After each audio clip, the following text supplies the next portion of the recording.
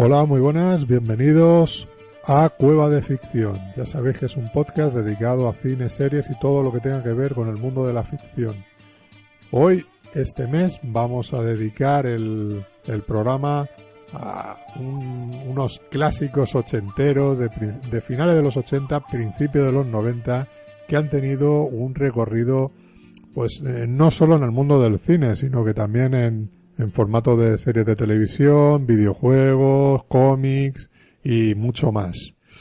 Nos estamos refiriendo a las alucinantes películas de Bill y Ted.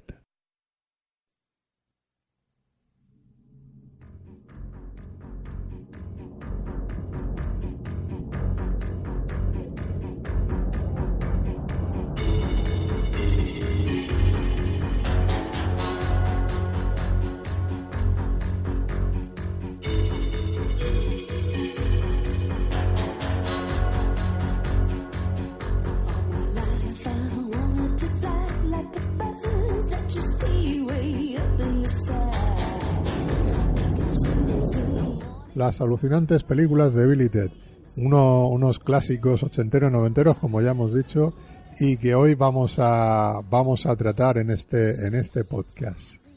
No estoy solo, como siempre tengo un invitado, un amigo, alguien que me acompaña para hablar del tema en cuestión, y hoy me he traído a mi 33% de la tertulia Trekkie de Star Trek Discovery, que semana a semana estamos comentando ahí en iVoox, iTunes y demás podcasts habituales, pues la serie de Star Trek Discovery y todo el universo de Star Trek. Me estoy refiriendo a Antonio Warnet. Muy buenas. Hola a todos, excelentes amigos.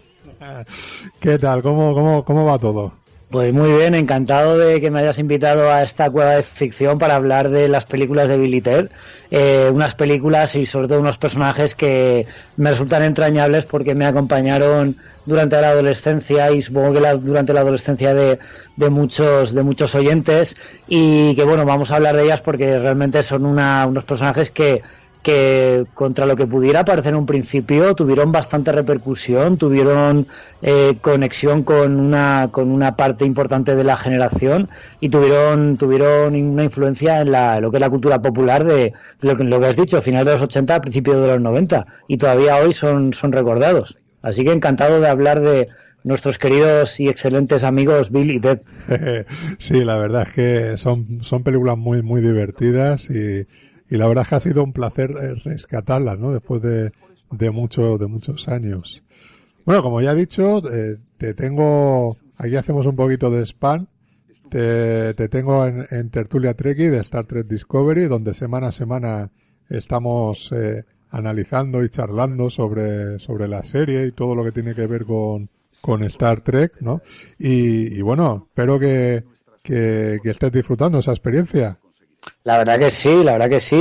Cada día que comentamos la tertulia Trekkie me pongo el uniforme de la flota estelar, me pongo un poquito más serio y tal, y bueno, tampoco demasiado serio, y hablamos y comentamos los capítulos. La verdad es que Star Trek Discovery, pues como he comentado en Twitter, tú lo sabes, lo hemos dicho en el programa, sí, una auténtica sorpresa de la temporada, porque independientemente de series pues a nivel de HBO, Netflix y otras, es una serie de ciencia ficción y aventuras que estamos disfrutando, tanto los Trekkies como los no Trekkies. Y bueno, y dejando un poco al lado de la tertulia Trekkie, me he quitado el uniforme y me he puesto mi camisa de cuadros y mi camiseta heavy y la gorra al revés para hablar de una forma un poco más desenfadada sobre Bill y Ted. Sí, sin duda. También tienes tu propio podcast, ¿no? Que es El Despacho del Dr. Beckman, y ahí también que hablas un poco de todo el tema del cine de los 80, la cultura ochentera y todo eso.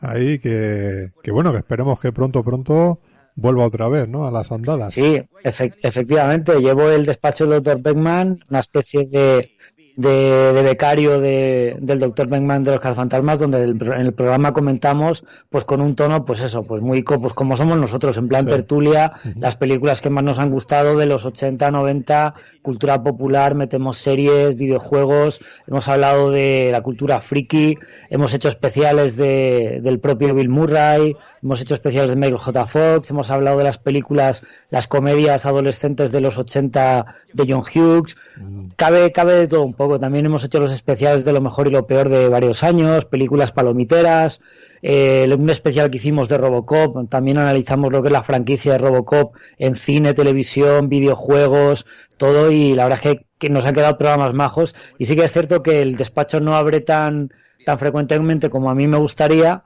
pero bueno, la verdad es que tenemos que poner las pilas y volver a abrirlo porque nos quedan programas majos y la verdad es que la respuesta de la gente es bastante positiva y espero que los próximos temas que tenemos preparados sigan gustando.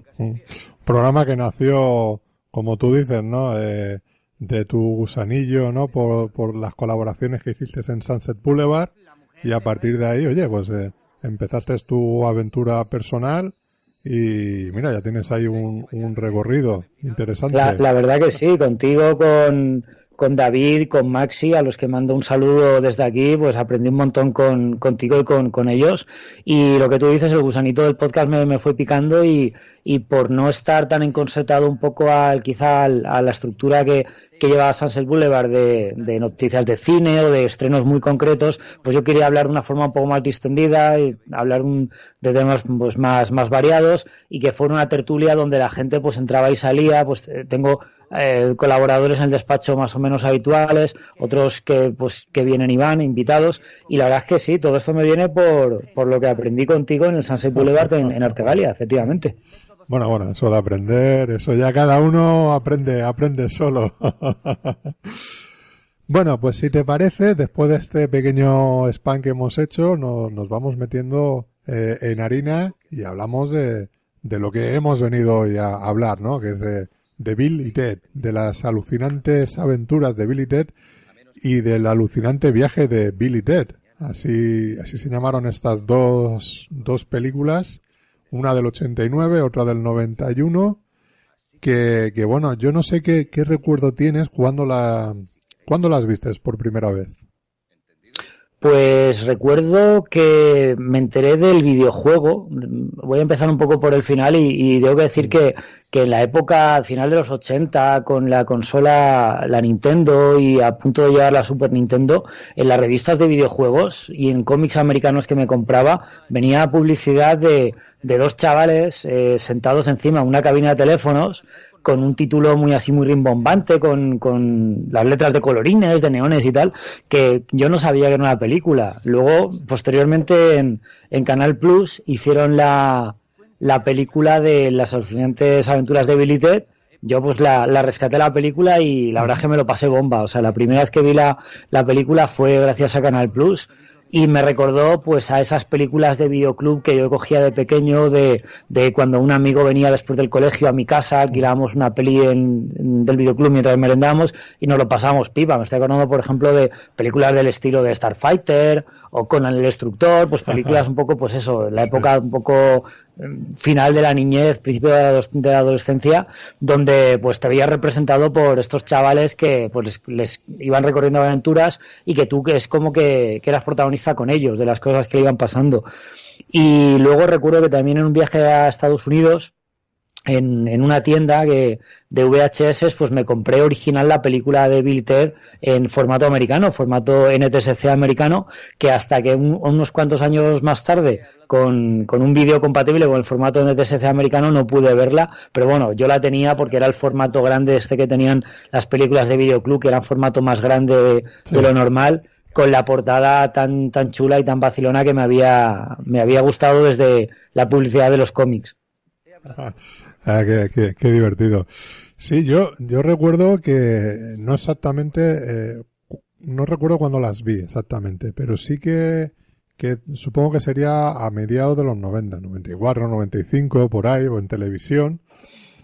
Supongo que no sé si por lo que sería Canal No, incluso a lo mejor Televisión Española en un momento dado. Pues oye, recuerdo verlas.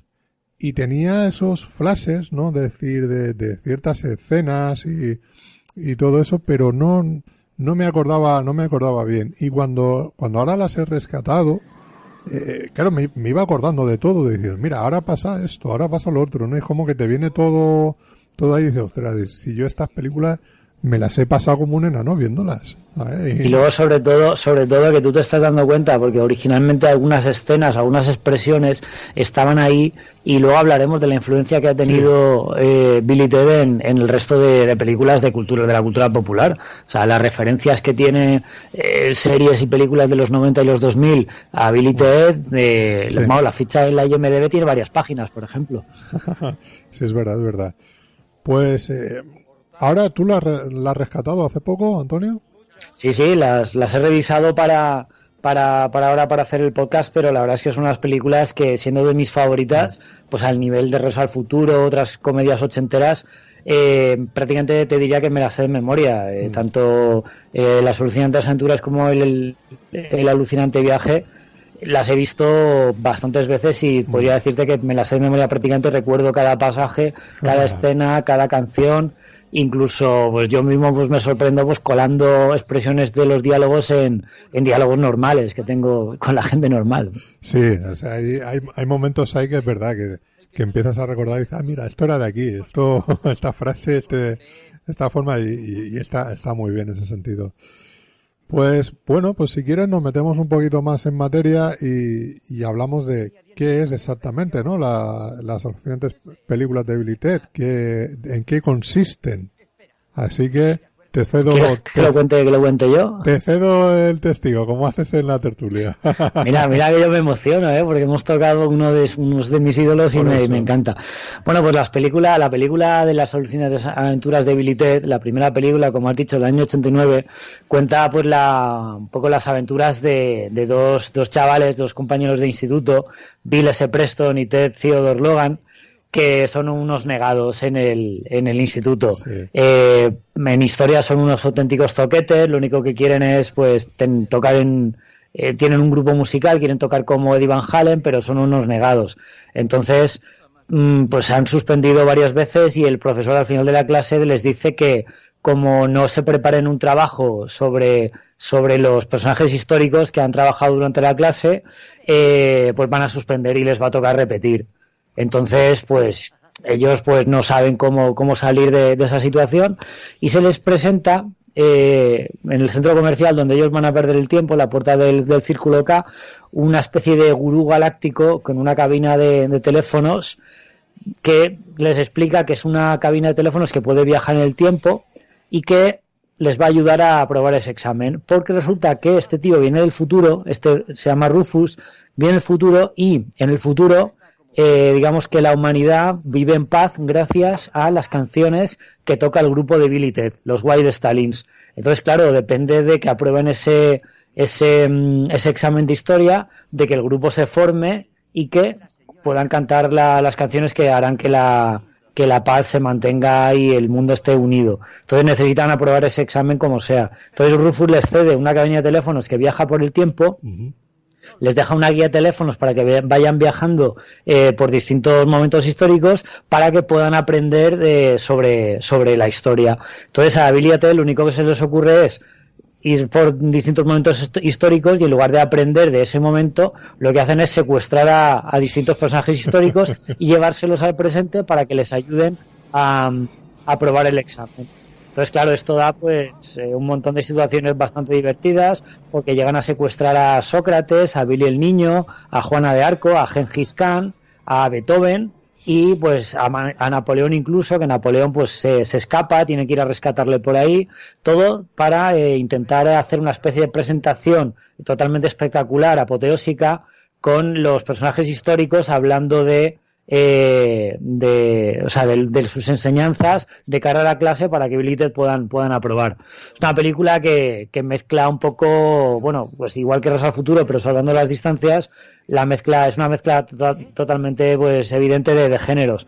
Es una película adolescente, una comedia tonta adolescentes, pero tiene un componente, yo te diría, histórico, educativo, que a mí me pareció bastante interesante. O sea, ellos son unos gamberros, pero no son los típicos macarras, pasotas de otras películas del estilo. Yo creo que la película tiene un toque muy familiar. Recuerdo, por ejemplo, que no tiene palabrotas la película, está hecha con un tono muy amable. muchos dirían que es muy tontorrona, muy ingenua, pero yo creo que es parte de su encanto, porque estos dos auténticos zoquetes te meten en el bolsillo desde la primera escena y les acompañas y deseas que aprueben el examen para que puedan montar el mundo y o sea, montar el grupo y llevar la paz al mundo. Sí, la verdad es que es un humor mucho más blanco que lo que se hacen hoy en día en este tipo de comedias juveniles, ¿no? Que todo es más relacionado con el sexo, todo mucho más escatológico y todo eso, en líneas generales.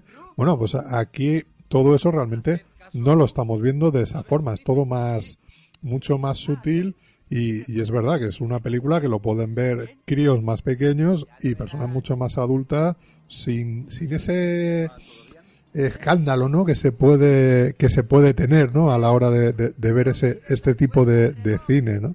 Y hay mucho, o sea, todo lo que has estado contando de esta película, la verdad es que es muy divertida y tiene mogollón de referencias a muchísimo cine que se ha hecho de antes y muchísimo cine que luego también es verdad que ha tenido la importancia y que ha venido después.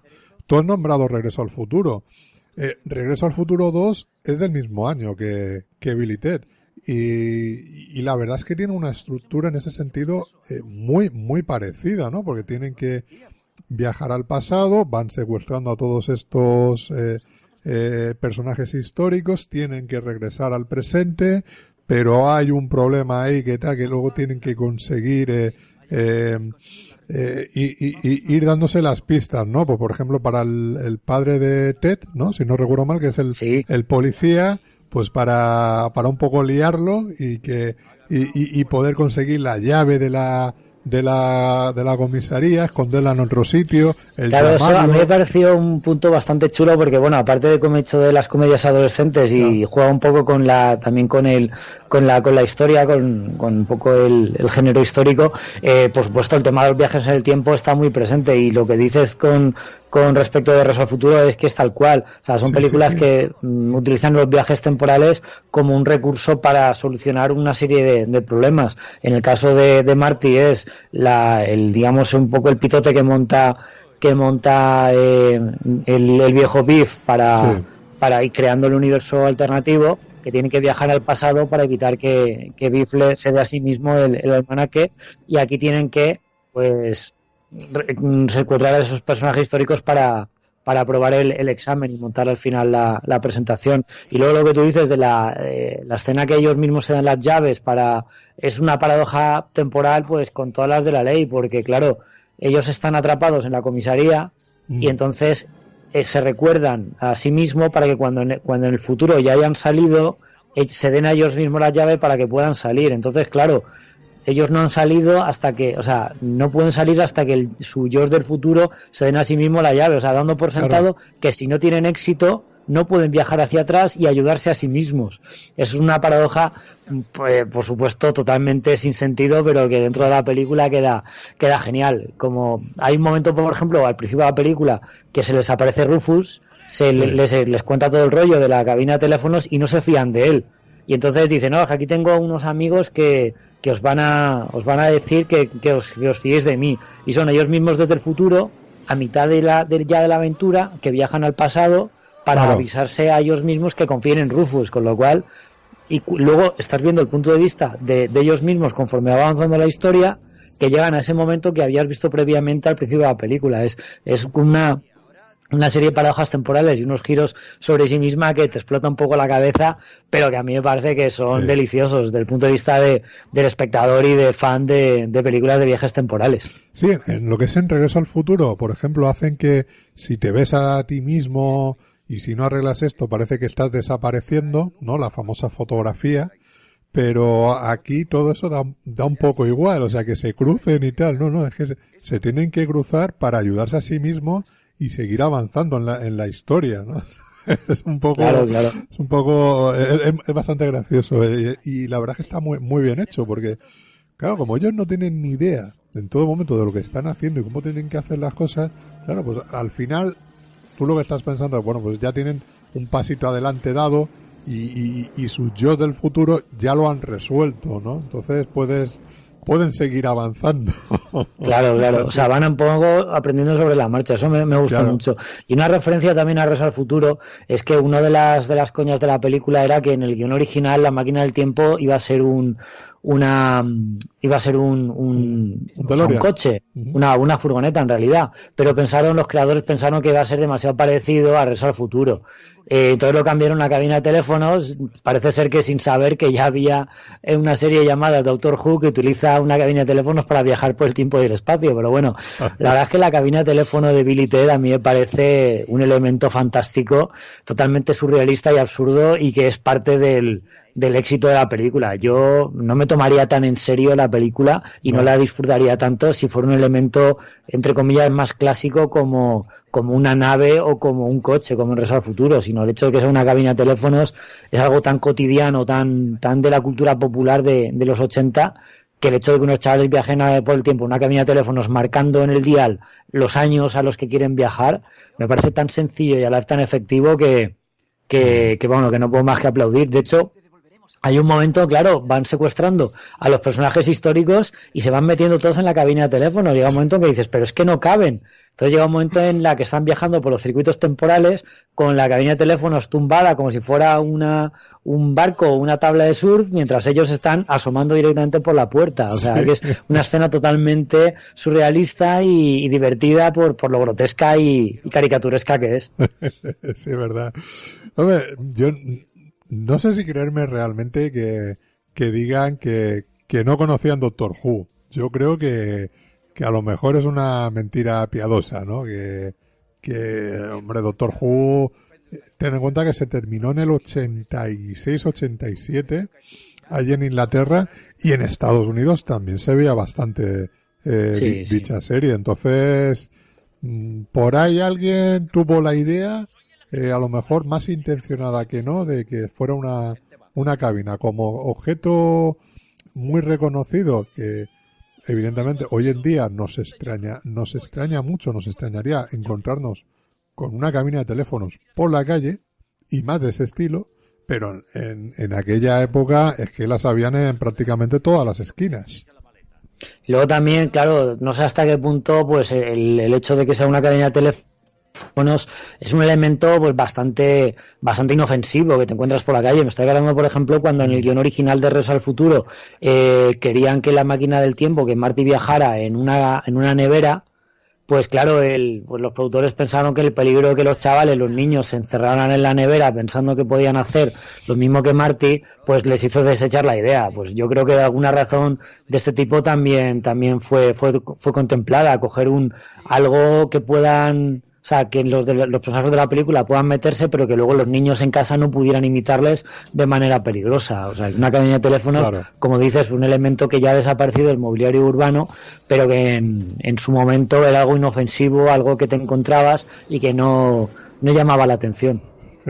Mira, te cuento una anécdota graciosa. Una vez, saliendo del Sunset, no sé por qué, pero empezamos a hablar de hacer una versión de lo que era Doctor Who. El tema, en vez de utilizar una cabina, que era muy recurrente, a mí se me ocurrió hacer un buzón de correos. De estos clásicos amarillos que tenemos por aquí, ¿no? Que cada vez hay menos también. De llamarlo buzón Who. También. Esto de que hacer la parodia de que vas a tirar una carta y hay dentro un bicho, ¿no? Que te come la mano. Claro, cosas de ese tipo, ¿sabes? y que el buzón es enorme. Por dentro. Bueno, pues dicho esta pequeña anécdota un poco chorra, sigamos.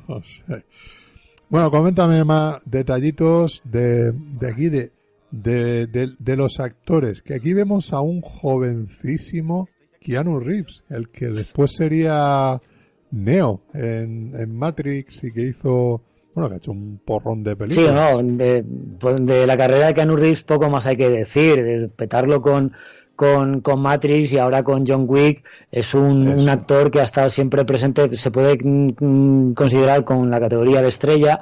Ya es un actor del Star System de Hollywood pues bastante bien considerado, ahora pues triunfando con las películas de John Wick. Y pues hay que decir pues eso, que en los primeros 80, 90 hacía pues películas adolescentes, un poco pues comedias románticas, películas tontorronas. El único así papel importante quizá fue que se empezó a tomar en serio fue el de Amistades Peligrosas, pero también hizo la aquí de Ted Theodore Logan, compañero de aventuras de Bill S. Preston, interpretado por Alex Winter, que Alex Winter también es un viejo conocido de las películas de videoclub ochenteras, noventeras. Me estoy acordando, por ejemplo, que era uno de los vampiros de Kiefer Sutherland en Jóvenes Ocultos. Exacto. Estaba en la banda de los vampiros. También Alex Winter hizo una película como director y como protagonista que se llamaba Una disparatada parada de los monstruos, que era una versión gamberra adolescente de Freaks, la parada de los monstruos de Todd Browning. Sí. Y Alex Winter es un actor, pues, entre comillas, menor, que ha salido en telefilms, ha tenido una carrera pues no tan famosa como la de Keanu Reeves, pero que últimamente se está especializando en dirigir capítulos de series de televisión y documentales. Pues es un tío que es bastante reconocido, pues ha conseguido colar documentales en varios festivales y como director pues está quizás un poquito más reconocido que como actor. Tenemos en la dirección a Stephen Hirek, que es un director al que muchos conocemos por ser el director de la película de Critters, la primera. Sí, es el que hizo la película de los Tres Mosqueteros de Disney, con Chris Pratt, Chris O'Donnell, Oliver Platt, Kiefer Sutherland y Charlie Sheen, la versión para mí de las mis favoritas de los Tres Mosqueteros.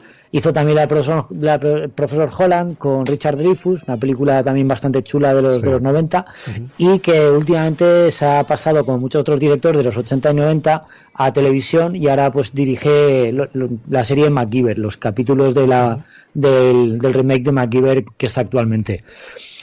Tenemos a otro tipo de actores un poco menos conocidos, como George Carlin, es el que hace de Rufus, el que les entrega la cabina de teléfonos. Que George Carlin es un cómico famoso americano, famoso por sus monólogos, sus stand-up comedy, al que pues yo pues años después de conocerle por Bill y Ted, pues me fui a YouTube a ver algunos de los monólogos. Es un tío bastante ácido. Es un tío que no deja títere con cabeza con respecto a la política y a la religión. Y bueno, y murió en el 2008. Y aparte de recordarle por esos monólogos que pues mucha gente pues ha descubierto años después, pues yo siempre le recordaré como Rufus, el gurú de Bill y Ted. Y un actor que a mí me gusta mucho, que también prácticamente tiene no sé si decir un papel secundario, directamente un cameo, que es hay un momento en la película que Bill y Ted se pierden los circuitos temporales y tienen que ir a la central de los amos del tiempo para desde ahí pues saber a dónde tienen que tirar. Entonces llega a un sitio futurista con unos tíos sentados, con peinados galácticos, con gafas de sol y sonando una música alucinante. Y parece ser que eso era el futuro. Entonces era el futuro donde los tres amos del tiempo pues les indican lo que tienen que hacer. Pues uno de esos tres amos del tiempo es Clarence Clemons, el saxofonista negro grandote de Bruce Springsteen en la E Street Band, que a mí me pareció un guiñazo, que también cuando se murió Clarence Clemons yo pues le hice un homenaje diciendo que era uno de los Great Ones, uno de los grandes de los circuitos del tiempo de Bill y Ted. Es una escena muy chula que pues bueno, al final aparecen gente del futuro haciendo el gesto como que tocan la guitarra, que es el gesto que hacen Bill y Ted cuando les mola algo, pues dando a entender que esa música tan chula que está sonando es la que Bill y Ted tocarán en el futuro. Me pareció una escena bastante chula, bastante emotiva, sobre todo pensando eso, que Clarence Clemons dejó un poco el saxofón de la E Street Band para sentarse y ponerse esas sombreras y ese peinado galáctico de la película. Y no sé, ¿tú recuerdas algún actor más que te haya gustado más que otro? No, la verdad es que ahí ya lo has dicho tú todo. Ya cuando estaba viendo las películas estaba revisando a los actores y digo, mira, sí, a este lo he visto en tal sitio y nada, o sea, la verdad es que realmente en ese sentido el que más ha trascendido es Keanu Reeves, ¿no? Quizás no con una una carrera muy, ¿cómo decir? Muy, ha sido un tanto desigual, ¿no? Ha tenido grandes taquillazos y ha tenido años un poco más de pasar inadvertido, pero bueno, pues siempre ha estado ahí. Y como tú dices ahora con John Wick, pues oye, nos ha devuelto a un Keanu Reeves de pelis que nos molan de verdad, ¿no? Con ese estética más ochentera de mucha acción y todo que es una gozada. Yo diría que prácticamente con el tema de John Wick es que se podía hacer un poco un especial hablando de actores que se han reconvertido en actores de acción para hacer películas o prácticamente vehículos de acción, como eran las películas de los 90 de Videoclub. Sí. Estoy pensando, por ejemplo, en Liam Neeson con la franquicia de Venganza, Keanu Reeves ahora con John Wick, Denzel Washington, que lleva encadenando varias películas tipo El Ecualizador y la de La Venganza y tal, que son actores veteranos que tienen una potente carrera pues a nivel dramático, actores muy reconocidos, pero que se han reconvertido en estrellas de acción, de una acción un poco más videoclub, más, no sé, no tan de tan taquillazo, de blockbuster de gran presupuesto, y la verdad es que John Wick es bastante representante de este estilo. Sí, sin duda. Bueno, pero bueno, volviendo a la película de Billy Ted, hemos hablado un poco de los actores. Voy a comentar algún guiño, algún detalle de la película que a mí, por ejemplo, me gustó mucho. Y bueno, tengo que decir que una de las cosas que me enamoró, una de las cosas que más me conectaron es su forma de hablar y su forma de ser. Cuando yo era un adolescente en el año 89, 90 y vi la película, yo tenía, pues sí, recuerdo que 14, 15 años. Ellos se supone que en la película tienen 16. Y entonces que lleven camisetas de grupos de música, que vistan de manera tan desenfadada, que estén hablando todo el día diciendo tío, colega, mola, no mola, tal. Era un poco como, joder, o sea, tú eres un crío y tú quieres hablar así, quieres hablar pues un poco desenfadado, quieres salirte un poco de la norma y llegar a un Billy Ted un poco a ocupar ese modelo, ese role model, ese modelo de conducta que también fueron en una época parecida pues Beavis and Butthead o los chavales de South Park. No sé, estoy pensando un poco en esos referentes. Entonces, pues eso, contra lo políticamente correcto y el lenguaje un poco apropiado, pues que llegara en Billy Ted diciendo mola, no mola, tío, tal, pues era divertido. Hay una coña, he mirado en la IMDb en la ficha y dicen unas 70 veces tío a través de la película. Y la palabra excellent, que es para decir que mola o no mola, hacen el gesto así de la guitarra y hacen como el aire guitarra de aire, y suena un riff en sonido, suena el riff de la guitarra. Eso es cuando algo les ha gustado y dicen excellent.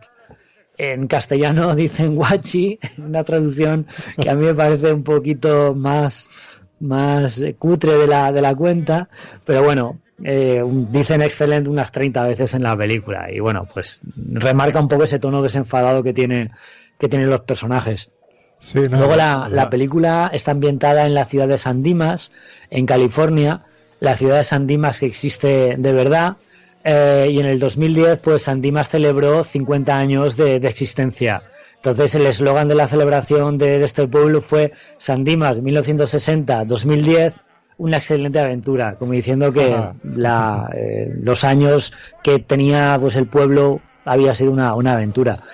Y bueno, pues una referencia también a este gesto de hacer guitarra de aire que hacen Billy Ted, pues lo harían años más tarde Wayne y Garth de Wayne's World, que también el eslogan de Wayne's World is Party Time Excellent era un guiño a este excelente de Billy Ted. La verdad es que los americanos tienen películas como esta, la de Todo en un día, muchos de esas ochenteras, ¿no? que son hoy en día emblemáticas y la verdad es que las siguen haciendo proyecciones en cines, al aire libre, en pantalla grande y todo eso, de reunirse a lo mejor en verano, que es una época muy propicia, ¿no? Para todo eso, un autocine, ¿no? Toda esa vida tan americana que hemos visto tantas veces en el cine y que aquí de alguna forma hemos intentado imitar, ¿no? Pero no de la misma manera, con el autocine que hay en Alicante. Sí, es curioso porque esto ya lo hemos hablado en algún otro podcast dedicado a los años 80. Campamento Krypton tiene uno muy bueno, sí, hablando de nostalgia ochentera. Y yo creo que en España tuvimos este boom de películas americanas porque en España no tuvimos una cultura pop en los 80 propiamente dicha. Con el tema de la censura, con el tema de lo políticamente correcto y lo que es la movida madrileña a principios de los 80 y que luego se reconvirtió en algo bastante comercial, hasta mitad de los 80 no se hacían representaciones donde los jóvenes pudieran estar identificados. Entonces nos hemos identificado con la cultura americana. Entonces la cultura de los 80 nos ha llegado en forma de pastiche de cómo han vivido los 80 otra cultura. También saltando al mercado americano, por ejemplo, la cultura americana, venimos de los años 60, de los años 70 con un tipo de cine muy de autor. Estoy pensando, por ejemplo, en películas tipo Bonnie and Clyde, películas como El Padrino, películas, no sé, pues a lo mejor con un tono más adulto, con una representación de las relaciones y de los personajes, si no irreal, pues muy alejado de lo que era un chaval de los años 80. Yo creo que hasta Tiburón en el 75, 74, 75 o hasta Star Wars en el 77, los chavales no tenían ningún modelo en el cual verse reflejado en el cine. Yo creo que las películas en los años 80 pues sirvieron para que los chavales se vieran reflejados, representados de una manera brutal. Y lo que tú dices de las referencias de Todo en un Día, los Goonies, no sé, todas esas películas que recordamos, el Club de los Cinco, las películas de John Hughes, son una forma de que los chavales de aquella época se sentían identificados, se sentían representados, porque ni en ningún otro ámbito de la cultura les estaba hablando a ellos. Entonces esas películas es como que las utilizaban como forma no de evasión, sino de verse representados y de mostrarse al mundo. Esa, no sé, es un poco la teoría que yo tengo con respecto a la cultura de los 80 y la forma de conectar de los adolescentes y cómo todavía años después estamos a vueltas con la nostalgia ochentera. Claro, yo creo que siempre se ha dicho, ¿no? Los 80 es un revival de los 50 y ahora estamos teniendo un poco ese revival de los 80, ¿no?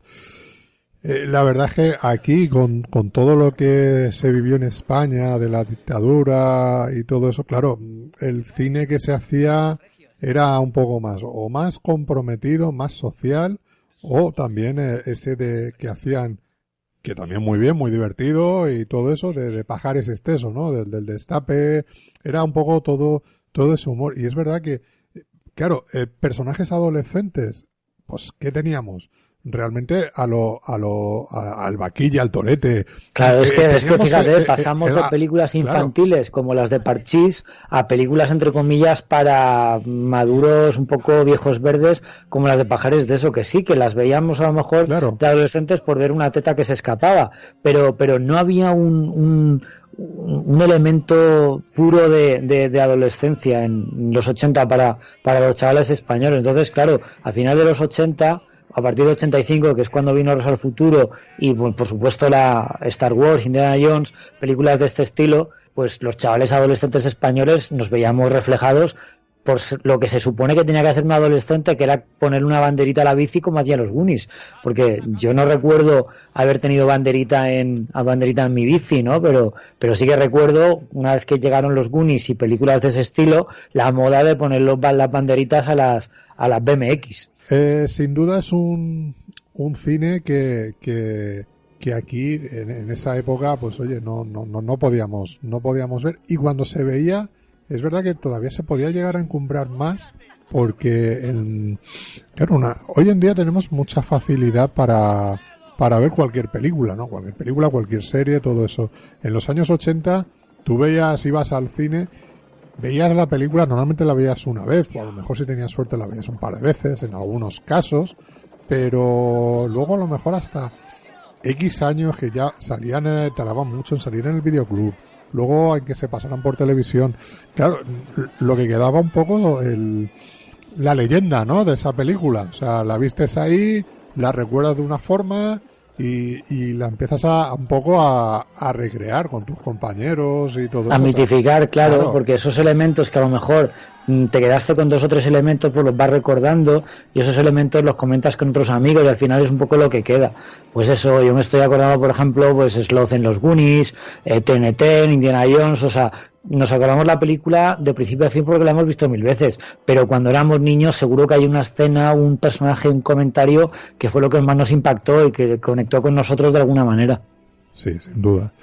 Bueno, aquí también en Bill y Ted también tenemos, yo creo que una gran influencia en esta película a luego a uno de los grandes directores que hubo en los 90, que hoy en día parece que en el mundo del cine da un poco más de bandazos, pero que está activo en el mundo de los cómics, está activo también incluso en la televisión, en los podcasts, que en YouTube y todo eso, que es Kevin Smith. O sea, efectivamente, sí. Estos dos individuos, Bill y Ted, son 2 Mallrats, pero vamos, de tomo y lomo.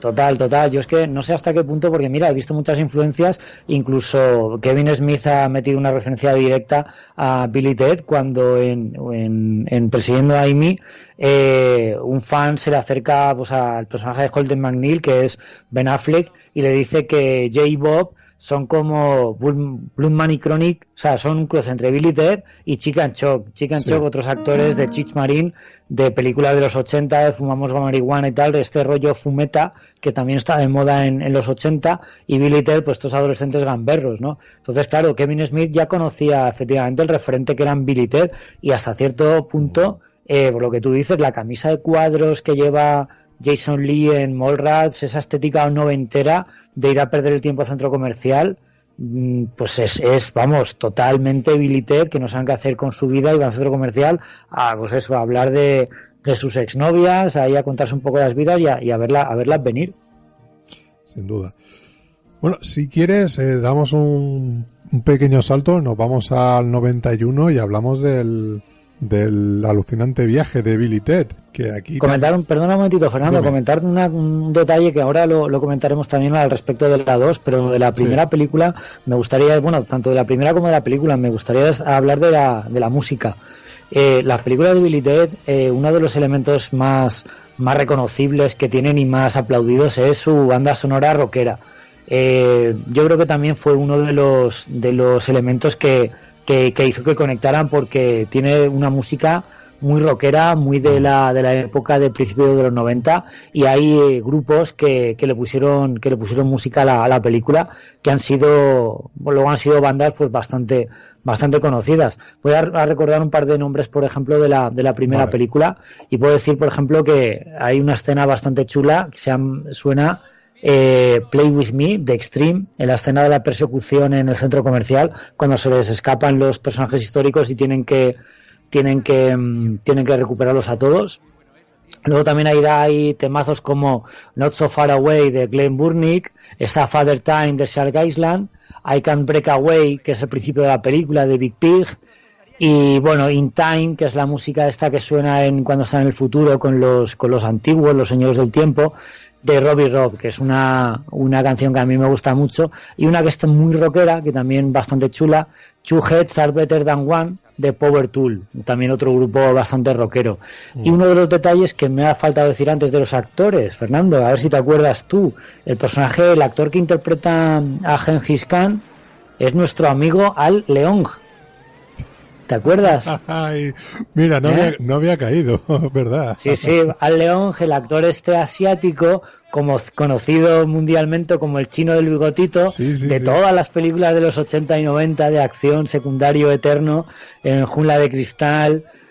Bueno, pues qué decir de Al Leong, que no podían haber escogido a nadie mejor para hacer de Gengis Khan.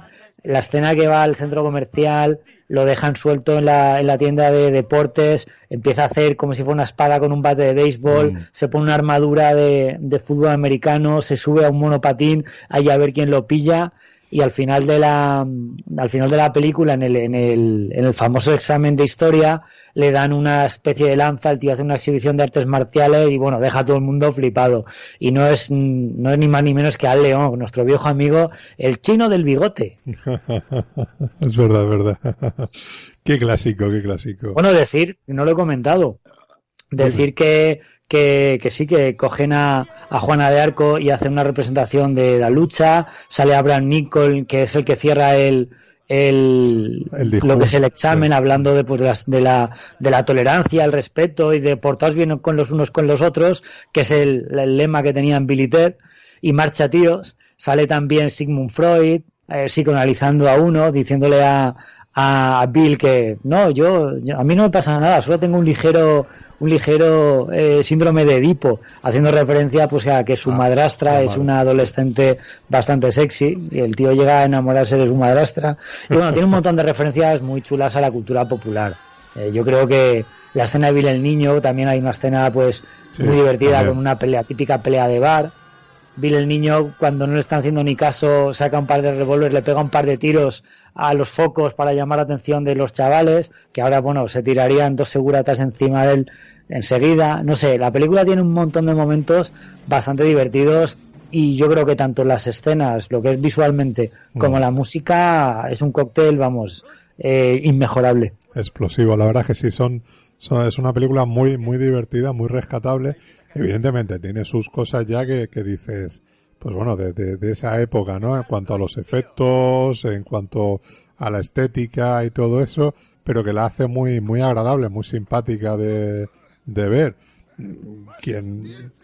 Quienes estamos un poco habituados también a ese tipo de cine, ¿no? O sea, quien se acerque por primera vez puede pensar, oye, qué cutre es esto, ¿no? Pero es que mira un poquito más allá, ponte un poco más en esa época, en esa situación, ¿sabes? Y déjate llevar un poco de la... Claro, es una película, una película adolescente que tiene ya casi 30 años, con todo lo que eso significa, efectos de guión, de efectos especiales, de ritmo y tal, pero que no deja de ser divertida. Yo me la sigo poniendo y cuando la cabina va por los circuitos temporales con ese CGI un poco cutre y arreglan lo que es con el chicle, o sea, arreglan los circuitos temporales con la antena de la cabina con un trozo de chicle, o sea, es que tienes que aplaudir.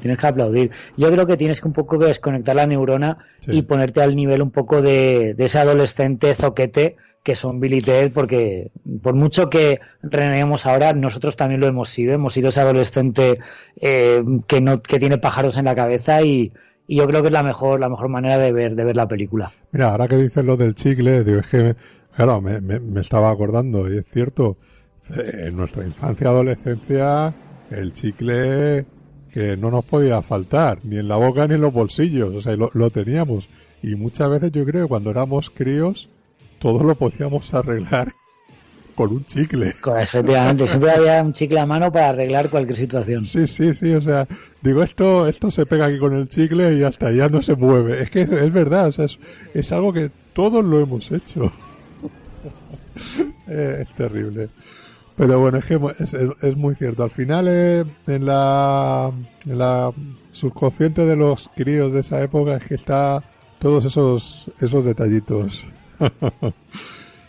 Bueno, pues si te parece, vamos ahora con la segunda, con el viaje, el alucinante viaje de Bill y Ted, que también, que aquí, si la otra era un poco más a nivel histórico y todo eso, esta tiene un elemento mucho más fantástico, de terror, que también un poco haciendo esas referencias, ¿no? A un cine ochentero que había también de parodias, ¿no? Del cine de monstruos y todo eso, pues aquí lo tenemos con sobre todo con la representación de la muerte. Sí, desde luego, igual que la primera película, una comedia adolescente gamberra, en la segunda fueron un poco más ambiciosos, tampoco mucho más, sí. Porque la película es igualmente gamberra, no quiero decir tonta, pero es que sí, tiene elementos muy ingenuos, pero coquetean con otros géneros como la ciencia ficción, hacen representaciones de la muerte en una clara alusión tanto a la estética de la muerte como una de las escenas al séptimo sello de Bergman, sí. También parodian salía en Terminator, se cuela por ahí una escena de Star Trek con el Capitán Kirk en ese capítulo Arena, escalando el risco, que luego ellos mismos escalan en el mundo real. También juegan con el tema del viaje en el tiempo, porque están en el futuro, tienen que viajar. También llega un momento en que llegan a morir literalmente, van al infierno, tienen que escaparse del infierno, entonces están en el limbo y tienen que hablar con Dios para que les permita resucitar, para volver pues para rescatar a sus novias y salvar el mundo del plan que tiene Jack de Nómonos. Que bueno, que tampoco... ¿Quieres contar tú de qué va la película, Fernando? Bueno, más o menos ya la estás contando tú, ¿no? Son Billy Ted... Bueno, lo he contado un poco así a trancas y barrancas, pero por contarlo de una manera un poco más lineal, la película empieza en el futuro, en la Universidad Billy Ted, donde están dando una clase y hay una especie de líder megalomaníaco de la rebelión, el antiguo profesor de Rufus, que fabrica unos robots de Billy Ted malvados, los manda hacia atrás en el tiempo y hace que maten a Billy Ted para que no se cumpla ese futuro que habíamos visto en la primera película de buen rollo y de música chula y tal. Entonces Billy Ted muertos en el infierno, tienes que escapar del infierno, tiene que derrotar a la muerte y pedirle a Dios que le resucite para, con la ayuda de... es que me encanta, con la ayuda de una especie de alienígena, Station, reprogramar a los robots buenos, o sea, a los robots malos, reprogramarlos en buenos para que les ayuden a derrotar a los robots malos y poder vencer el plan del rebelde este que quiere cambiar la historia. Por en medio hay una especie de Battle of the Bands, una batalla de bandas de estas que utilizan ellos para actuar y bueno, pues tiene escenas pues muy... pues bastante surrealista, pues eso, como Billy Ted en el infierno, intentando escaparse del diablo, pues intentando jugar con la muerte para vencerle, pues la muerte interpretado por William Sadler, como he dicho, pues copiando la estética de la muerte del séptimo sello de Bergman. Sí. Tenéis que vencer a la muerte, y le vencen literalmente en el hundir la flota. Has hundido mi acorazado. Y, no, tenéis que ganarme 3 veces. Venga, va, 3 veces. Le juegan al twister, al enredo. También le ganan. No, tenéis que ganarme 5 veces. Y al final, claro. Al final son 7 veces. ¿Te das cuenta? Estamos jugando con la muerte. Y entonces al final la muerte pues tiene que dejarles ir y entonces van al cielo, hablan con Dios y entonces claro, Dios les pregunta cuál es el sentido de la vida. Y no se les ocurre otra cosa que decir una frase de una canción de Poison, que es una cosa que me encanta, ¿no? Porque igual que en la primera película hacían referencia a la cultura popular, aquí una frase de Poison es utilizada como respuesta a cuando Dios les pregunta cuál es el sentido de la vida y le contestan que cada rosa tiene su espina. Y entonces Dios pues les deja pasar. Y cuando le toca el turno a la muerte, pues que va con ellos y les ayuda, Dios les pregunta, ¿nos conocemos? Y la muerte, que va disfrazada, dice, no nos conocemos. Y entonces les deja pasar. Van a por este alienígena Station, que son dos bichos raros que se juntan en uno solo y les ayudan a fabricar a los robots Billy Ted buenos, que pues bueno, pues como me estáis viendo con la película totalmente surrealista y va de un lado a otro mezclando géneros sin ningún tipo de vergüenza y es otro de los elementos que a mí me hizo conectar con la película. Sobre todo, también lo digo, con su banda sonora. Tiene una banda sonora un poquito más de mayor calibre que la primera película. Tenemos a guitarristas del estilo de Steve Vai, hay una canción de Slaughter. El cantante de Faith No More sale al principio de la película con una canción que cuela la banda sonora. Sale también Megadeth. Bueno, hay una referencia muy chula que dice que cuando están en el infierno dicen, si salimos de esta te regalo mis discos de Megadeth. Y dice, tío, si ya estamos muertos. Ah, pues ya son tuyos. Ya son tuyos, sí, o sea, ya son tuyos, o sea, a ese nivel. Hay una canción que es de mis favoritas, que es cuando Station les está ayudando a construir los robots buenos. Se llama Battle Stations de Winger, un grupo de hair metal o de AOR que a mí me gusta mucho. Winger, de mis favoritos. También cuando es el turno de ellos en la batalla de las bandas, está tocando antes que ellos Primus, también sí. otro grupo famoso. No sé, o sea, bueno, y qué decir la escena final, cuando consiguen ganar y lo que es la batalla de las bandas, salen ellos del futuro porque claro, hay que decir que cuando se enfrentan a la batalla de las bandas no saben tocar, porque acaba la primera película, no saben tocar, Rufus les ayuda, pero se presentan a la banda y no saben tocar. Entonces, claro, ¿qué hacen? Utilizar la cabina de teléfono del tiempo para aprender, y vuelven ellos mismos del futuro ya como auténticos veteranos del rock. Y entonces aparece Bill con esa barba, los ZZ Top, totalmente auténtica, con el sombrero y la barba, tocando una canción chulísima que es la de God Gave Rock and Roll to You, de Kiss. Dios nos dio el rock and roll a nosotros. Una chulada, y con esa canción acaba la película. El rock es un elemento más de la película, está totalmente integrado porque digamos el motor es la batalla de las bandas para que ellos puedan salirse con la suya, y pues la música en esta película yo creo que vamos, un nivel superior con respecto a la primera película. Fíjate que siempre el rock, ¿no?, se ha visto, el heavy y todo eso, como un elemento mucho más satánico. Pues aquí en esta película la verdad es que le dan mucho la vuelta, ¿no? Como que tanto la primera como la segunda, que el rock, el heavy y todo eso, que es una música que, oye, que ayuda a que haya paz, a que se eviten las guerras y todo eso. Es el mensaje ese positivo que se tiene en contra de aquella época, que es verdad que tú escuchabas rock y parecía que el que era más mayor, más adulto y todo eso decía, bueno, esto ¿qué es? ¿Sabes? Esto es diabólico, satánico, ¿no? Sí. Luego también es graciosa la referencia de lo de Megadeth, Megamuerte, sí. Porque claro, también esas portadas de discos, estoy pensando por ejemplo en discos de Sepultura, Megadeth, sí, con calaveras y tal, entonces claro, cuando está en el infierno dice, tío, se parece como las portadas de nuestros discos. Sí. Es un poco pues esa estética. Sí, claro, evidentemente, es mucho la estética que tienen todos ese tipo de portadas de discos de aquella época. Eso es normal. La verdad es que es una película también muy continuista de lo que es la primera, también muy divertida. Las dos películas son de escasos 90 minutos y la verdad es que pasan bastante rápidas. Claro, yo creo que dura lo que tienen que Sí. tienen que durar. Estas películas de los 80-90, es que iba a decir de videoclub, pero claro, tanto Billy Ted 1 como Billy Ted 2 se estrenaron en cine, pero tienen ese encanto, ese regustillo de película que alquilas del videoclub, Claro. una tarde que la pillas en la tele después de comer y dices, a tomar por saco la siesta, me quedo a ver la película, porque sabes que en 1 hora y cuarto, hora y 20, hora y media te van a contar una historia simpática, entretenida y no te va a quitar mucho tiempo de tu vida. No son películas que requieren mucho tiempo, no son películas recargadas, esos blockbusters que están ahora de moda de 2 horas, 2 horas y media, que las ves y es que ya te da pereza porque sabes la duración que tienen. Estas películas, al durar lo que duran, prácticamente la pillas empezada y te enganchas porque sabes que la próxima hora y pico vas a estar entretenido. Yo creo que también es una cosa que juega a su favor, la duración. Sí, no, sin duda.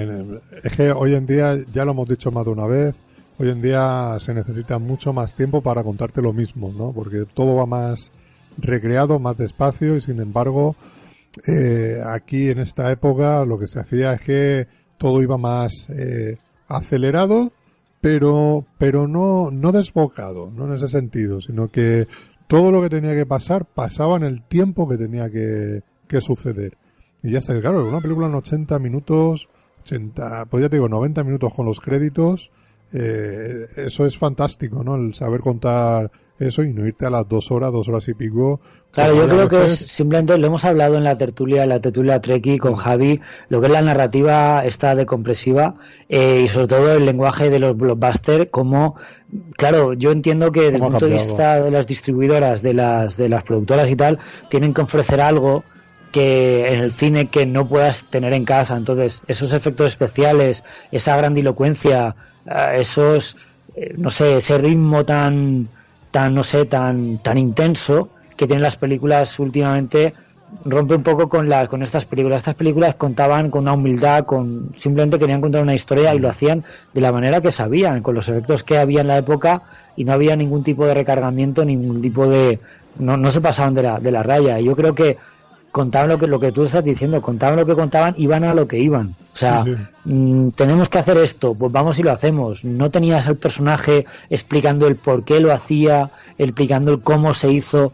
De hecho, la propia escena de la construcción de los robots buenos yo lo llamo canción de entrenamiento, la típica escena de peli ochentera donde no hay diálogo, tú estás viendo a los actores, a los personajes cómo están fabricando los robots, igual que estabas viendo cómo entrena Daniel San o cómo entrena el de Kickboxer o cómo entrena el guerrero americano. No hay diálogo, hay una música que es la que acompaña y eso está narrado como si fuera un videoclip musical, exacto. Que en 2-3 minutos te han narrado la historia con el ritmo de la música y con la potencia de las escenas, y no han alargado diálogos, no han alargado una explicación en el tiempo más de la cuenta. Yo creo que es un recurso narrativo que es muy hijo de su tiempo, efectivamente es un lenguaje que viene del videoclip musical, de la herencia de la MTV de los 80, pero que funciona. Entonces, lo típico, que si no está roto no lo arregles. Sí, pero que en 2 minutos me has contado la escena y no en 10. Que es el tema, que ahí en ese sentido... Pues oye, quizás yo porque soy un poco más clásico, ¿no? Que me gusta más una narrativa mucho más clásica en ese sentido, pues oye, echo de menos mucho en ese estilo de narración en el cine de hoy en día. Las hay, sí, por supuesto, pero están más contadas con los dedos de una mano. Pero... Bueno, Luego también decir un detalle de la segunda película, que es una cosa que no conocía, porque estamos hablando de estas películas un poco como pidiendo disculpas porque nos gusten o porque existan, ¿no? Parece que nada. Películas así tontorronas y tal, pero hay que decir que el alucinante viaje de Billy Ted estuvo la segunda en la taquilla americana durante tiempo, y solo fue superada por Terminator 2. Claro. En el año 91, o sea que para que os hagáis una idea un poco del pelotazo que pegó la segunda película de Billy Ted, una película que el propio Steven Herek, director de la primera, rechazó, no quería hacer, porque cuando le presentaron el guión dijo que parecía una parodia de película más que una película de parodias. Entonces, claro, él lo rechazó, la batuta la recogió Pete Hewitt, que es un director un poquito también de segunda, que ha hecho alguna cosa en televisión y tal. Pero que de la misma manera que la primera película conectó con un público adolescente, igual que los chavales fueron a ver Terminator 2 al cine, fueron a ver Billy Ted al cine. Sí, que bueno, ahí que está el dato. Eso es lo que te iba a comentar. Claro, la primera de Terminator es del 84. La primera del 84, efectivamente. Y esta del 91, claro, y dices, tiene sus cositas, al igual que en el 89, la segunda de Regreso al Futuro, dices... están cogiendo unos elementos que dices, parece que se están plagiando, que es coincidencia. Yo creo que fue coincidencia, pero que le vino bien a rebufo. Justo. O sea, es como que se retroalimenta. En la película del alucinante viaje de Billy Ted estamos viendo a los robots malos cuando se abren el pecho, se quitan la máscara de la cara, y entonces tú ves un endoesqueleto de Terminator tal cual. O sea, homenaje directo al Terminator original de James Cameron. Entonces, claro, cuando simultáneamente en el tiempo está Terminator 2 con el endoesqueleto chulísimo que vemos en las escenas del juicio final, y tú estás viendo ese mismo endoesqueleto homenajeado, parodiado en las películas de Billy Ted, pues como que se retroalimenta. Si te gustó uno, te puedes ir a ver la otra y sigues teniendo más de lo mismo. Es como que como era una forma de ampliar un poco el género o el gusto por esos referentes de ciencia ficción, de ir al cielo y al infierno, de esos elementos fantásticos de aventuras que si te gustaron una película, luego sabías que podían estar en otra película y que lo ibas a seguir disfrutando. Sí, pero quizás la casualidad no es tanta, porque muchas veces han coincidido en el mismo año películas que se parecen muchísimo, ¿no? Y normalmente siempre, claro, Hollywood, Los Ángeles, allí se conoce todo el mundo. Trabajan, hoy estás trabajando aquí, mañana estás trabajando en otro proyecto. Están las reuniones, ¿no? Las cafeterías, los bares, donde se cuentan los proyectos, los guiones pasan de una productora a otra. Entonces, hay momentos que la gente, digamos que de las mismas conversaciones pues yo estoy haciendo esta película que que va de esto y de esto. Pues ahí sirve elementos de que te estás influenciando de una forma mucho más directa y mucho más sin ocultar, ¿sabes? Por eso te digo que no creo que haya tanto una casualidad, sino que es esa retroalimentación de porque allí se conoce todo el mundo y al final hay proyectos muy parecidos, aunque evidentemente no vamos a comparar Bill y Ted con Terminator 2, pero sí que dices, hay muchas cositas, dices, oye, están ahí, ¿sabes? Entonces, lleva más, o sea, creo que allí, por eso te digo, que se conoce a todo el mundo y al final se cogen elementos de que hay de otras películas que se están haciendo a la vez.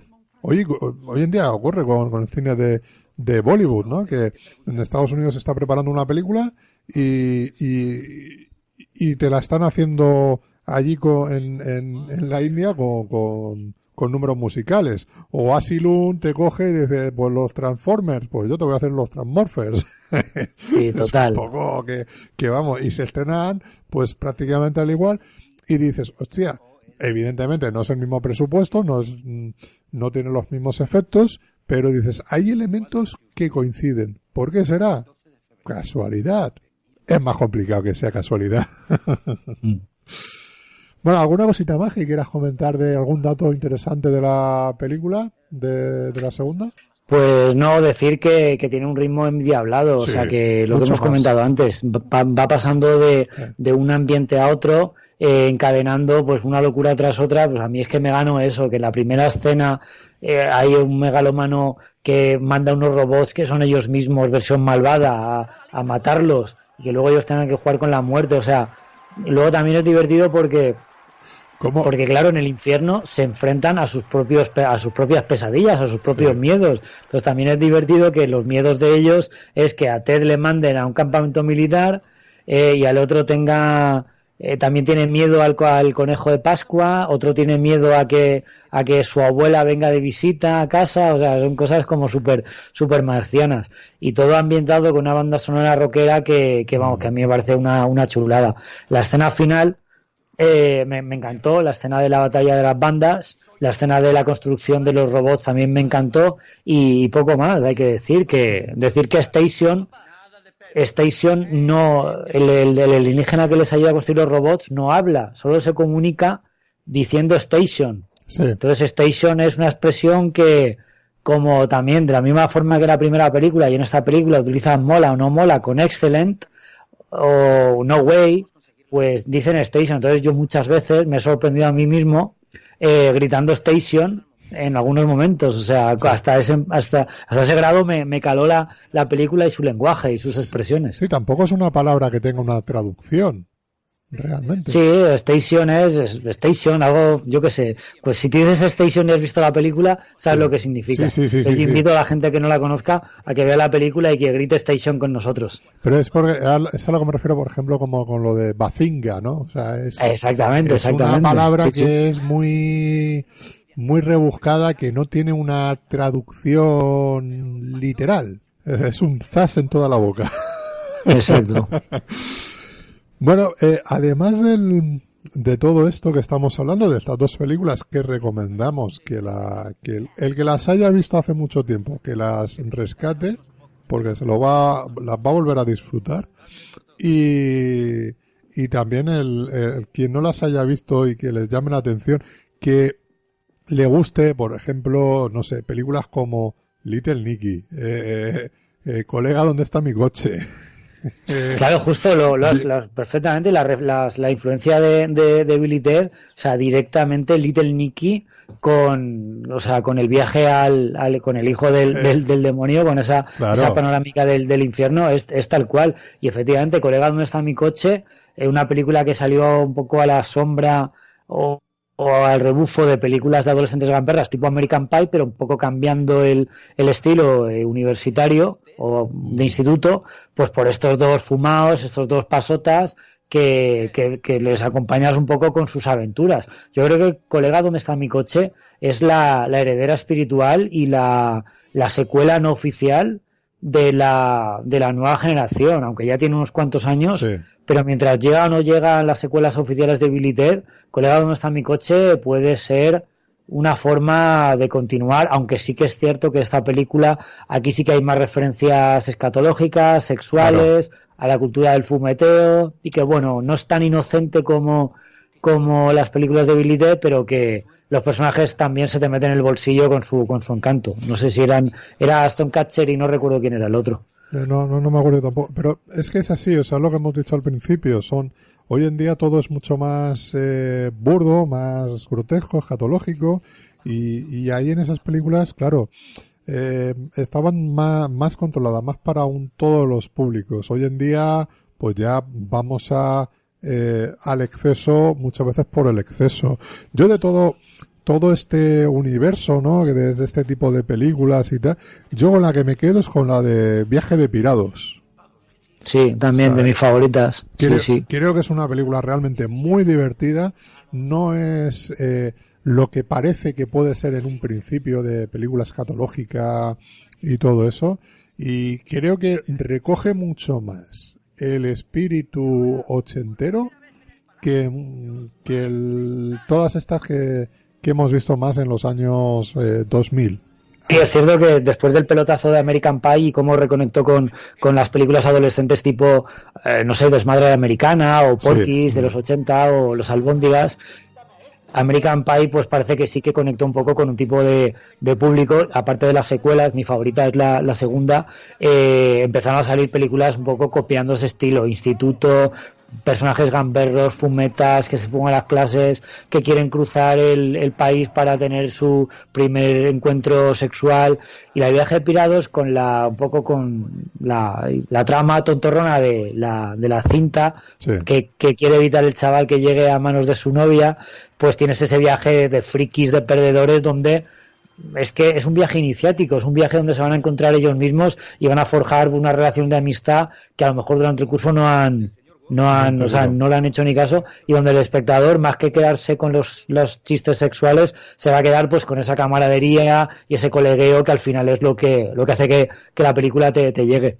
Claro, que por eso digo que tiene más ese espíritu mucho más ochentero que tenían pues las películas de John Hughes, ¿no? El Club de los Cinco, 16 velas, estas mismas, todo ese tipo de cine que veíamos en los 80 y que tanto nos gusta, la verdad, y que cada tanto yo son películas que me pongo. Yo el Club de los Cinco para mí la tengo en un altar, es una de mis películas ochenteras preferidas, es algo que dices es muy real en Estados Unidos y aquí también, o sea que por eso te digo que el todo en un día, anda que no hemos visto las parodias en Los Simpson, tal, Bill y Ted también las han tenido, es que es eso, o sea, es cultura, vamos, fundamental, y se sabe cuando es muy referente en Estados Unidos, cuando Los Simpson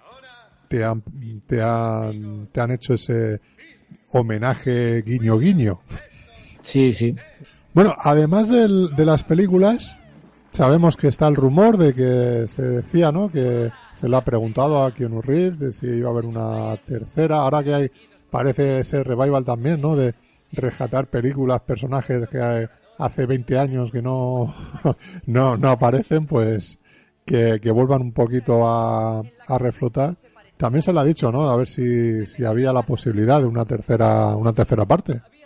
Efectivamente, son rumores que son cíclicos en Hollywood, y no solo con Bill y Ted. Hay movimientos de fans pues que pues cuando cogen alguna franquicia de su juventud, algo del pasado, pues se dirigen a los responsables pues pidiendo alguna continuación, algún remake. Entonces, obviamente había un movimiento bastante fuerte de fans de Bill y Ted, que le preguntaban a Keanu Reeves en las convenciones de cómics, a Alex Winter, que también va mucho a convenciones y tal. Tanto Alex Winter como Keanu Reeves han contestado, no sé hasta qué punto será verdad o será el típico rumor que se han apuntado al carro, de lo típico de sí, nos encantaría que hubiera una Bill y Ted 3, no sé qué, no sé cuántos, tal. Pero bueno, realmente Alex Winter sí que ha llegado a decir que hay un guión por ahí rodando, que están buscando director, que están buscando una productora, pero bueno, Keanu Reeves también ha dicho que le daría mucha vergüenza que en su lápida pusiera aquí yace Keanu Reeves, que hizo de Ted en Las aventuras de Billy Ted, un poco como avergonzándose un poco de esas comedias tontorronas que hizo cuando era adolescente. No sé hasta qué punto Billy Ted van a volver, pero desde luego hay una base fan que cíclicamente cada año saca el tema en convenciones de cómics y bueno, hasta que realmente alguien se anime a llevar el proyecto adelante, es uno de los proyectos fantasma más pues bueno, que más años llevan dando vueltas. Mira, yo eso sinceramente ahí de los actores no lo entiendo, ¿sabes? Son las películas que te han dado a conocer, son las películas que te han dado de comer. Tampoco hay que despreciarlas de esa manera, no sé, o sea, tampoco, en el caso de Keanu Reeves no es un actorazo, ¿sabes? De que gane Oscars y que del método. Oye, es un actor comercial al fin y al cabo, ha hecho sus cosas un poquito más de autor en algunos casos, sus pelis de género. Sí, pero yo creo que precisamente ese toque de actor, de independiente, de actor, no sé, como puede ser por ejemplo Johnny Depp, son bastante excéntricos, tienen mucho cuidado en elegir los papeles, se implican en un proyecto a lo mejor más superficialmente, pero en otro mucho más emocionalmente. No sé, entonces no sé hasta qué punto pues un tío como Keanu Reeves, pues que ya a lo mejor con una proyección más a otro nivel, pues le hace gracia que un proyecto que tuvo adolescente vuelva a cruzarse en su vida y vuelva un poco a hacer algo entre comillas menor. Porque él está solo para explorar nuevas facetas, nuevo público, nuevas historias, no sé. Hablo un poco, pues eso, que un poco intentando pensar las razones que puede un actor pues a renegar de sus primeros trabajos. Estoy pensando ahora mismo, por ejemplo, en Alec Guinness, renegando de cuando hizo de Obi-Wan en Star Wars, un actor veterano del calibre de Alec Guinness, que sí que la gente lo recuerde por Star Wars, pues un divertimento para niños. Pues claro, a lo mejor a él como actor, como este es mi legado, pues le toca un poco las narices. Hombre, no sé. A él lo entiendo, que a Alex Guinness, que a Peter Cushing, que te puedan recordar por esa película y no por toda la filmografía que tienes detrás, todo lo que has hecho y tal, pues dices, hombre, lo puedo entender, hombre, te están recordando, de otro. Estás haciendo que por lo menos haya una gente que sepa quién es Alec Guinness. Claro, y luego sobre todo el hecho de que hay remakes, hay revivals que se están haciendo con mucho respeto por obras antiguas. Estoy pensando, por ejemplo, en el revival de Star Trek de J.J. Abrams en el 2009, que ha vuelto otra vez a poner de moda Star Trek. No sé, o sea, no tendría por qué ser una película tonta una tercera parte de Bill y Ted, con los actores ya veteranos, ya maduros, rozando ya la cuarentena. No sé, se podría hacer un acercamiento simpático, homenaje, pues que los hijos de Bill y Ted con las princesas pues estén en la misma situación que ellos, que vuelva Rufus, aunque no sea George Carlin, a ofrecerle la cabina y, no sé, alguna forma, algo que pueda conectar con el público adolescente actual como conectó con el público de los 90. Sí, es que lo tendría muy fácil. Sí, a lo mejor, pues como ha pasado con los Cazafantasmas y tal, si no consiguen que la hagan ellos, al final dirán, pues, oye, con ellos o sin ellos, ¿no? Ha pasado también con Mandela, claro. Con Mel Gibson o sin Mel Gibson. Pues dicen, tiran para adelante y hacen un reboot de las películas. No sé cómo funcionarían, pero, oye, evidentemente con los efectos de hoy en día, si respetas el espíritu y metes un poco la tecnología de hoy en día, te pueden quedar una película muy, muy chula. Todo es posible, pero mira lo que hemos dicho, Michael J. Fox, otro que reniega de Teen Wolf, es que hay muchísimos, ¿sabes? Y a mí me da pena, oye, porque para mí son películas muy muy importantes de mi infancia, de mi adolescencia. Ver que el actor reniega de ellas es como que le quita importancia, ¿no? Claro, el primer pelo del pecho que me quité, dijo, a ver si me voy a convertir yo ahora aquí. Bueno, también lo que íbamos a decir, además de todo esto, Billy Ted, lo que has dicho tú al principio, ha trascendido, es un poquito lo que se podría decir transmedia, ¿no? De videojuegos, cómics y sí, efectivamente, puedo comentar que Billy Ted pues tuvo, paralelamente a la primera película 89, pues tuvo una adaptación a los videojuegos de la época. Uh-huh. Estoy viendo, por ejemplo, tengo aquí una lista de plataformas en la que llegaron a salir, y bueno, pues tuvo versión para la Game Boy, tuvo una versión para PC casero, para la Atari Lynx, para la Nintendo NES, la de 8 bits. Sí, y bueno, pues lo que digo, estos anuncios de consola, de videojuegos, eran la primera referencia que yo tuve de Billy Ted.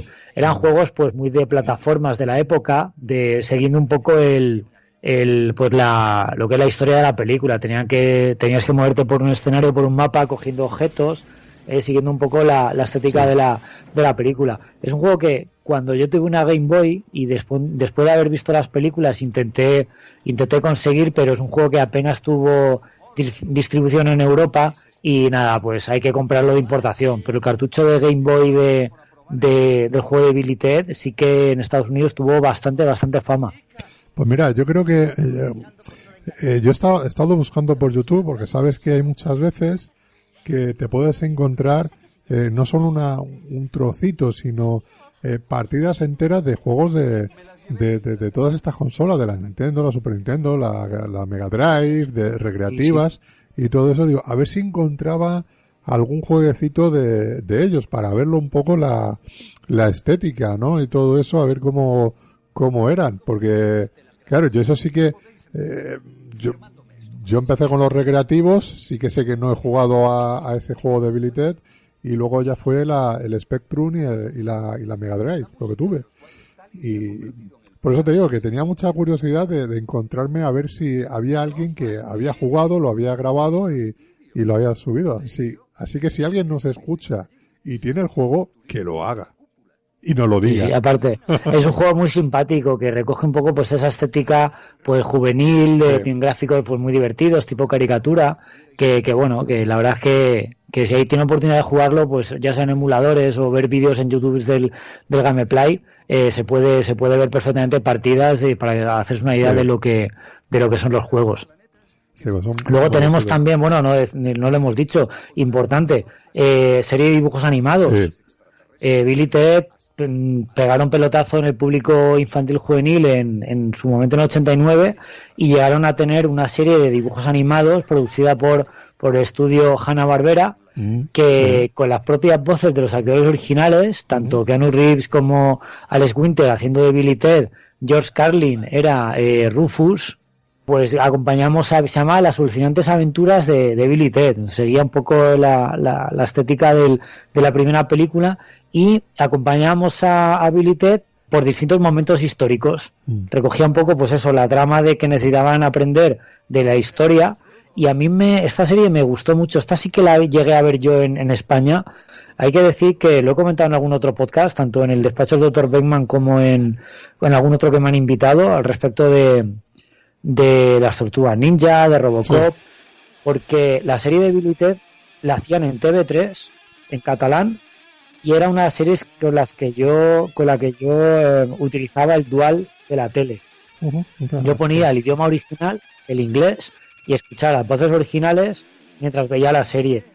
Y era una serie que me parecía una continuación tal cual de la película, y me parecía pues una forma de seguir recorriendo aventuras con mis personajes favoritos. Estoy acordándome, por ejemplo, del primer capítulo, el segundo no me acuerdo, que iba con Marco Polo, sí.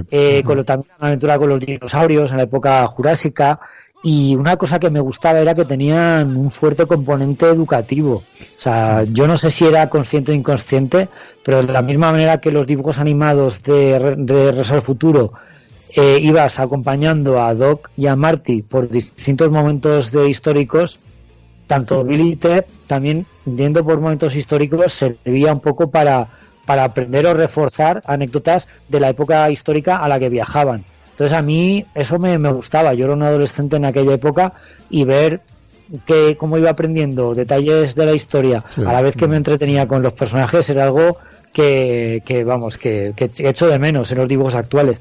Esos dibujos que simplemente, además de entretener, estás aprendiendo con ellos simplemente por la forma que tienen de contarte el capítulo y por dónde están ambientados. Eso me gustaba mucho. De nuevo es un elemento que recoge mucho de herencia de Doctor Who. El Doctor Who no deja de ser una serie muy educativa que lo que pretendía era pues enseñar cosas de historia, de ciencia y todo eso a los niños, ¿no? Y a los no tan niños. Y yo creo que, fíjate, lo que estás diciendo Hanna-Barbera, es que ¿qué decir de Hanna-Barbera, no? Los picapiedras. Es que hay que decir que la estética de Hanna-Barbera, o sea, que usó Hanna-Barbera en estos dibujos, eran unos dibujos muy estilizados de Billy Ted, un poco reforzando lo que es el tono caricaturesco. Tienen las facciones de los actores, ves la cara, los ojos negros de Keanu Reeves, ves la barbilla pronunciada de Alex Winter, los rizos característicos, la ropa. Tienen un lenguaje corporal muy desenfadado. Estoy pensando, por ejemplo, en esos pantalones cortos que podía llevar Aladdin en la película Disney, que ya eran herederos de MC Hammer. No sé, era una estética como unos dibujos muy frescos, muy caricaturescos, que enseguida conectabas con ellos. Sí, o sea, y lo que te iba a decir también, que estamos en los 90, y en los 90 todas las películas, bueno, 80, 90, ¿no? Todas las películas que eran un bombazo, tenían su adaptación a serie de dibujos. O sea, lo hemos tenido efectivamente, con Regreso al Futuro, con Teen Wolf, con Spider-Man también tenía su... Robocop tenía serie de dibujos, sí, cómic Marvel. Sí. Hasta el Pressing Catch tenía serie de dibujos. O sea, es que Rambo también tuvo dibujos, Rambo, es que es todo muy marciano. Es que era una época que era todo valía para hacer una serie de dibujitos y, oye, que tenían su gracia, tenían su moraleja. Y que... Mira, me está viniendo a la cabeza una teoría loca, una idea loca, de estas que tenemos tanto en la tertulia Trek y de Star Trek Discovery, que a mí me hace mucha gracia y a la vez me da mucha pena que Disney, aunque ahora con la franquicia Marvel y la franquicia Star Wars no tienen ningún tipo de preocupación, estos intentos que llevaba años haciendo por conseguir una franquicia del estilo de Piratas del Caribe, me estoy acordando, por ejemplo, de la película de John Carter, la película de Príncipe de Persia, las películas de La Búsqueda, que se nota que eran intentos, El Llanero Solitario, por ejemplo, también, que se nota que eran intentos descarados de establecer una base para una franquicia con varias partes, y no han tenido éxito, de alguna manera no han tenido éxito. Yo, por ejemplo, John Carter sí que me gusta mucho, Príncipe de Persia, aunque con sus fallos, la disfruto mucho, pero no estaría mal que esta idea de franquicia fuera continuada en forma de serie de dibujos animados. No sé, o sea, yo es que estoy viendo un filón. En los 80 y los 90 no se tenía miedo a coger una franquicia y continuarla en un montón de plataformas, como dices tú, transmedia. Y ahora parece que hay un poco ese miedo. No sé. Ahora, ya lo hemos dicho, ahora se va a lo seguro y a lo que sabes que te va a dar dinero y punto. Y como no te dé dinero, no arriesgas. Por eso está esa falta un poco de ideas. Y por eso también muchas veces se intenta volver ahora a lo que había en los 80, porque en aquella época funcionó y se pretende que hoy en día vuelva a funcionar. Claro. Y bueno, estoy viendo, por ejemplo, que la serie esta que estamos hablando de los dibujos animados tuvo las voces originales en la primera temporada. Luego tuvo una segunda temporada con menos capítulos, donde aquí ya sí que no contaron con los actores originales y hubo otros actores que les pusieron la voz tanto a Billy Ted y a Rufus. Hay que decir que la serie de dibujos duró 2 años, tuvo 2 temporadas, y que años más tarde se hizo una serie de acción real con actores, que es una serie que yo no conocía en absoluto, porque sí que en su momento sí que vi la serie de dibujos, gracias a TV3, que compraba franquicias súper locas, pero la serie de acción real nunca la llegué a ver, y en el año 92 pues duró una temporada también. Tuvo una temporada y tenía pues los actores, por ejemplo, Evan Richards hacía de Bill Preston, Christopher Kennedy hacía de Theodore Logan, Rick Overton hacía de Rufus, Danny Breen del señor Kelson, y luego estaban los padres, el señor Preston y Missy. Y bueno, pues si buscáis Es en YouTube, hay capítulos. Yo he puesto hace un rato en mi cuenta de Twitter en el opening de la serie de acción real, sí, que es una especie de resumen de la primera película. Pero claro, me hace gracia ver unos actores que no son ni Alex Winter ni Keanu Reeves con la ropa de Bill y Ted haciendo una serie de acción real de Bill y Ted. Pues me pareció muy muy marciano, y que hasta ese punto llegó, o sea que ya realmente la franquicia dio de sí. Sí, sin duda. También... Y luego para acabar, una serie de cómics que también en el año 89 sacaron Marvel Comics, una serie de 4 números escritos y dibujados por Evan Dorkin, que es un cómico, un caricaturista pues bastante famoso, que ha hecho pues bastantes tiras cómicas, tiras de prensa, un estilo caricaturesco muy característico. Continuando la primera película, tengo que decir que yo tengo el número 1 de este cómic gracias a mi buen amigo Dani Simón, al que desde aquí mando un saludo y un abrazo, porque Dani pues en esos viajes que de vez en cuando hace, pues siempre pues se acuerda de mí, me trae algún detallito. Me trajo un ejemplar del Spider-Man de McFarlane en turco, cuando estuvo en Turquía, y no sé dónde estuvo, que me trajo un cómic de Bill y Ted porque sabe que yo soy fan. Así que un abrazo, Dani, y gracias por este cómic de Bill y Ted, donde pues pude tener las aventuras de mis personajes favoritos en formato cómic, que es otra de mis pasiones. Sí. Bueno. Y luego, años después, la franquicia continúa en la editorial Boom Comics, que es una editorial que compra también licencias de cine y televisión, que con un estilo pues más, digamos, más actual, con un coloreado más por ordenador y una estética más tipo cartoon, tipo dibujos animados. Pues me estoy pensando, por ejemplo, en los cómics de Cazafantasmas.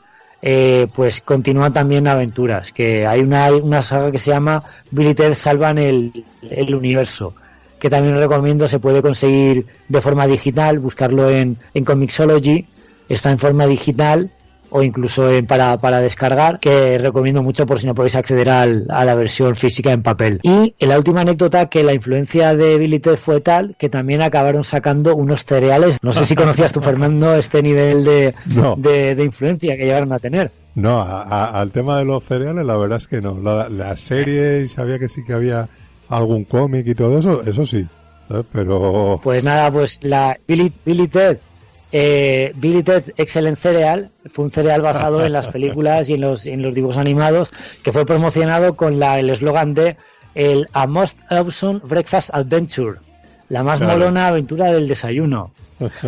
La revista Mental Floss los clasificó los primeros en su lista de los 10 mejores cereales basados en marketing, y fueron hechos por la compañía Ralston Purina, que efectivamente, si alguien se acuerda de lo que es la marca Purina, fabrican cereales y comida tanto para humanos como para animales.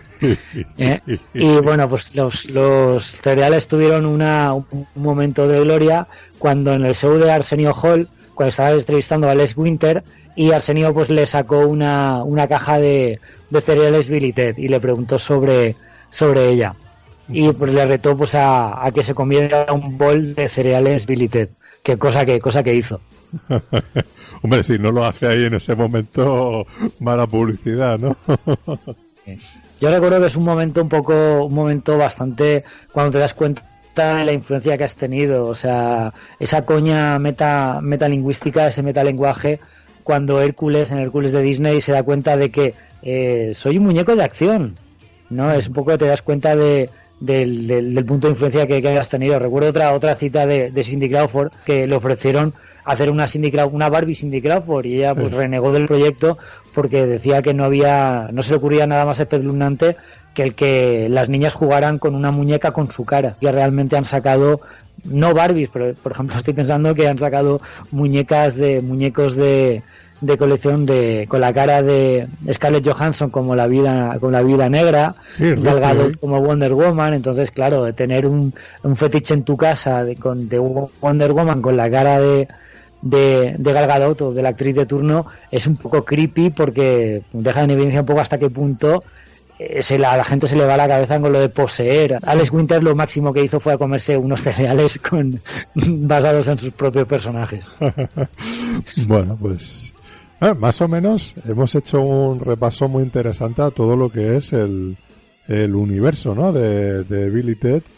Muy divertido, que yo espero que la gente, lo digo, que se acerque a ellos sin ningún tipo de reparo, pues como nos acercamos nosotros. Yo cuando te dije, Antonio, quiero que intervengas aquí en el programa, elige la película, elige el proyecto que tú quieras, tú me dijiste yo no tardé ni 2 segundos de decirte, ok, perfecto, a ver, además con ganas de volver. Tengo que decir que este proyecto es uno de los que tenía pendientes en el despacho de Dr. Penman. Tengo un montón de casos perdidos, expedientes X, como lo quieras llamar, de un montón de temas que por falta de tiempo, por falta de colaboradores o de invitados o de pacientes que no están tan locos como yo, tenía este proyecto un poco ahí en el fondo del cajón, y cuando me diste la oportunidad de rescatarlo, pues no lo dudé y quise pues planteártelo y hablar de las películas, porque ya has visto que ha dado para 1 hora y media de programa de una tertulia, pues hablando de las películas, hablando de detalles, la influencia, y que bueno, que estoy seguro que al que se acuerde de las películas puede estar de acuerdo o no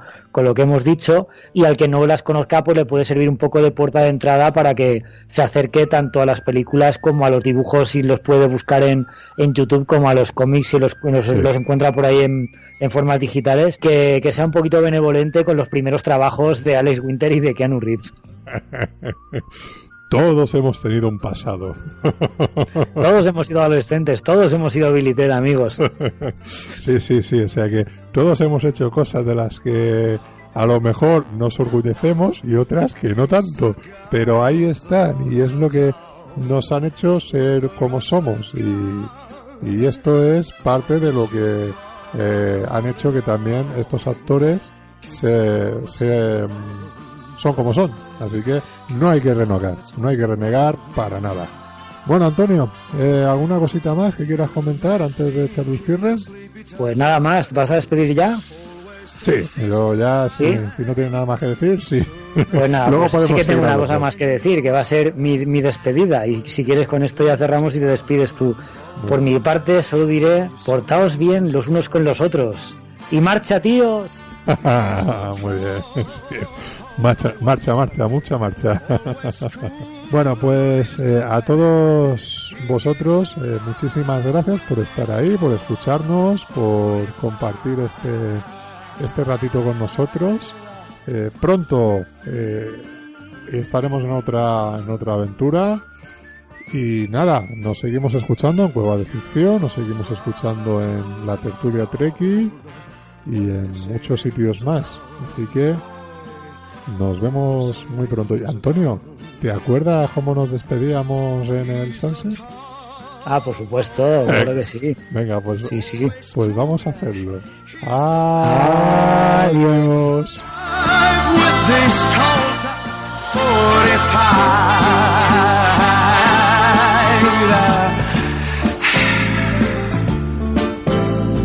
Who's the guy who's riding to town in the prairie sun? You won't bother to pull him around. When you've seen him, you're gone, boy.